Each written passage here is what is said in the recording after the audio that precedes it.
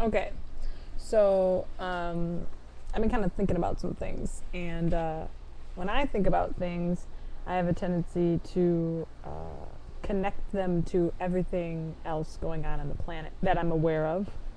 Obviously, it's a big fucking space out there, so I'm not expecting my own self to be the one self that can comprehend exactly how many selves are out there making their way. However, when I come up with a really cool idea, I like to share it. So, cool idea number 1257. I'm kind of looking at these 12 links of dependent origination. And because I'm also practicing understanding how to be more effective with the subjective experience on the objective playing field, and because I'm able to kind of see how lots of things in the planet are stretching and kind of feeling every part of their own systematic structures, the more organic and loose structures that are just now kind of coming to the surface are dabbling in that objective, subjective space where we can begin to play and dance and sing in our language and in the ways that we interact with each other while we're actually on the physical plane. I was just telling a friend this morning how these 12 links of dependent origination started with ignorance, and that gives rise to volitional action, and then it kind of goes through this whole cycle. Conditioned consciousness, name and form, the senses and the mind, sense impressions or contact, and feelings, desire, attachment, becoming, and birth and rebirth, and then this old age thing.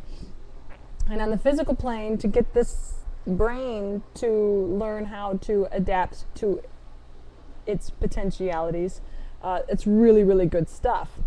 But what we find is that once we develop a specific system on the physical plane, that the subjective field is in this constant state of evolutionary movement, and moving forward or outward or expanding in a wideness to some degree, whatever you choose to call it. I'm not one for hierarchical perspectives, so you start doing this and that, or black and white, or up and down, and I get a little crunchy.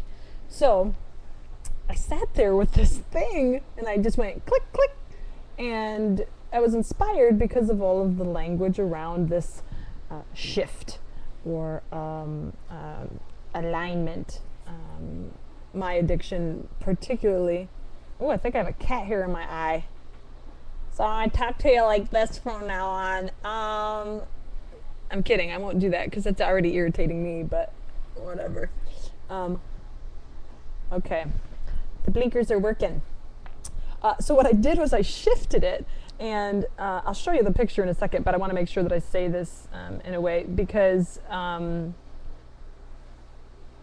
for us to come in to some understanding with our physical form in a natural state of decay, along with all of the other objects that are on this particular dimension, this plane, this space, is pretty crucial when it comes to being able to have something relatively systematic on the objective field to accomplish particular tasks.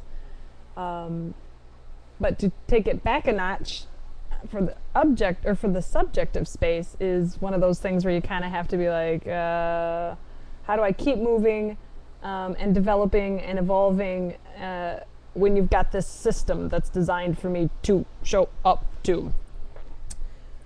Well, you have to play with both systems. So I thought if we clicked it back a couple notches, and instead of having ignorance as the first step and old age and death as the final kaput on, robot girl, that maybe if we moved it back to birth and rebirth, which is actually technically the 11th link in this dependent origination thing, if we moved the birth and rebirth to position 1, and then worked through right away our understanding of old age and death, and then allowed ourselves to go through the ignorance, volitional action, conditioned consciousness, name and form, the senses, the sense impressions, the feelings, the desire, and the attachment. What that does is it puts us at our final stage. Taka-taka-ding. Keep in mind here, I'm just who I am. I don't know what's going on. But the final stage would be becoming. The becoming, when you're working on the subjective space, is kind of in cahoots or entangled, tied fluidly with this unfolding of who you are. You know, these Eastern philosophies do have these really interesting perspectives on this ever continuating expression of the human experience. Whereas a lot of times, not so much now, it seems like the crossover is quite brilliant, but a lot of times in more of the Western style thought processes, it's almost like a chug, chug, chug, chug, chug, chug, chug. Like you go and then you stop at a space and this is what you've accomplished at this space, and then you go to another space and you stop and you accomplish that. It's very task-oriented, very drill-oriented, very box-oriented, very left-brained oriented. But then again, to the other side of things, back to the Eastern side, it's almost like if you haven't had the chance to experience what it is they're trying to teach you, then to combine those two without a bridge to get you there is asking some people to go on faith alone. And that's cool too. If you're brilliant at going on faith alone, word. I'm not one for going on faith alone, though I do have a faith, an inner faith within myself that allows me to continue allowing the changes and choices to choose me, and release and surrender and allow, and not try to control, but to begin to tap in to the flow of the whole life force itself. Blah, blah, blah, Adina. Anyways, I wanted to share that this particular time just because I thought it was kind of fun, and I'm just learning about how to communicate from those two playing fields. And I know everybody's got a religious story, or everybody's got a dogma of some sort, or a philosophy of some sort, or you know, I'm a master this, or I'm a master that, and that's cool. I totally dig that. You know, I mean, there's a reason why I have come to the position that I'm in myself, and it's because of having allowed myself to tap into the entire planet and all that it offers. So there are gurus and beings of now and then flowing inside me. They just sort of took over my space, and I welcomed them because of my particular dedication to unfolding my being and understanding it, running through jealousy, running through anger, running through hatred, running through happiness, the 1,000 degrees of all the emotions, putting myself in a position to feel certain kinds of pain. A friend shared a movie, Samsara, and to a certain degree that movie gave words to the experience that I am choosing this time. And the experience I'm choosing this time is to experience. And I'm not gonna let the boxes keep me in my space. I'm not a boxer, put them in waxer. A slick brother that can easily outfox her. Cause I'm Rob, the last name Bayshare. Hey. Okay, I'll let that one go. Anyways, so basically the whole point of this video is just explore, you know, really like dig on you, like dig on you, like you are the light of the world, and that you are going to blend and fold and miraculously awaken and open to the idea of becoming and loving the becoming. Don't feel so goal-oriented if those goals are causing you to curl up and writhe and die and want to cry and feel so separate from us all, because that's just not the case. As much as I would love to say quantum physics is the end of the road because it's shown us some sort of unified understanding, I got no claim on that either. That's my truth to this point. But I'm also very aware of the fact that I'm tiny bits of reflections of all of us together. And I claim nothing. I just want to share everything that I have with you. Because I love, and I've spent time not loving. And when I do that, it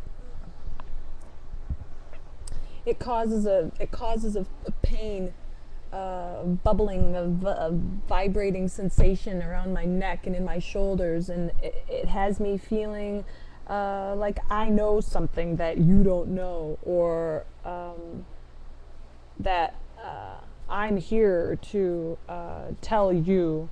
And that's just not true. That is just not true anymore. Each of us has a piece. We just have to figure out, how are we going to tend to that piece? In addition, the ones that know, it's our job to sit with the ones that don't until they come to a point where they can look at you and say, I'm becoming. This is what I'm learning right now. I just exchanged this particular sweet treat for this fruit or this vegetable, or I just exchanged for practice, for right now, this particular drug, for this particular kind of experience that induces the same type of euphoric expression just in my thoughts, just in my heart. And I'm going to continue to share that. And I'm pretty confident that we got it. I'm feeling pretty good about this whole thing. So whatever it is that you and I are discovering about one another as we go through this whole thing, it's working. And that's pretty much the point of the whole video. Whatever it is that we're all doing, whatever it is that trips our trigger, whatever it is that gets that life force pulsing and ever-widening rings of being and understanding, choose, learn, change, adapt, evolve, transcend the doctrine, to experience wider rings of love, and ultimately, seriously, let's just live in truth.